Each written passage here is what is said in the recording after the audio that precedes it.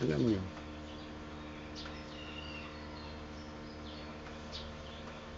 wala nang kwenta tong gobyerno natin. Napakapangit. Nakulapulan na tayo ng putik. Nakulapulan na tayo ng mga magnanakaw.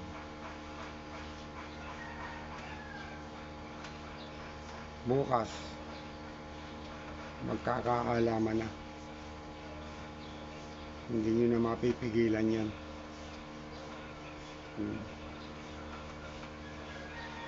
Dahil matagal na yan eh. Yan ang inaabangan ng taong bayan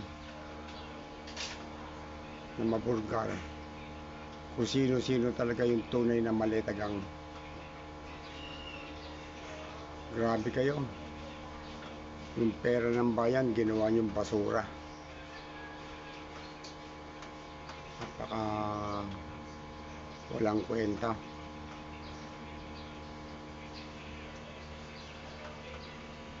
Grabe.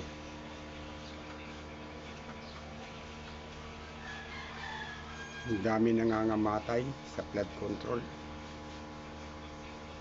Ang dami naghihirap. Baliwala sa inyo. Kasi hindi lang kayo humihiga sa pera. Yung kwarto nyo, hindi na magkasya yung pera. Siksika na ang pera doon. Tinatambak nyo yung pera doon.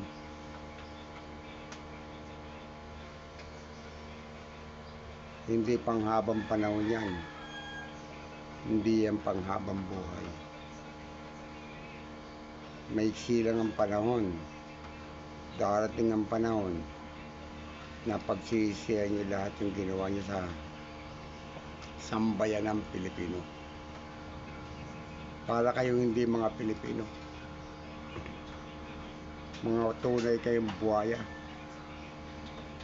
Hindi na kayo nahiya. Yung mga nakakaharap pa kayo sa media, nagpapamedya pa kayo. Ang titigas ng mukha nyo.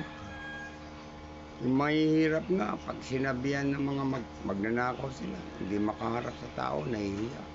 Pero kayo, ang tigas pa ng mukha nyo. Pinipilit nyo pang kontra eh. Yung mga ebidensyang inilalabas laban sa inyo, naka-video na. Kitang-kita na yung mga maletang inlalagay dyan sa bahay, pinapasok sa bakuran nyo.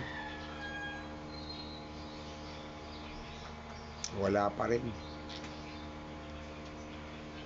Meron 700 billion na nawawala.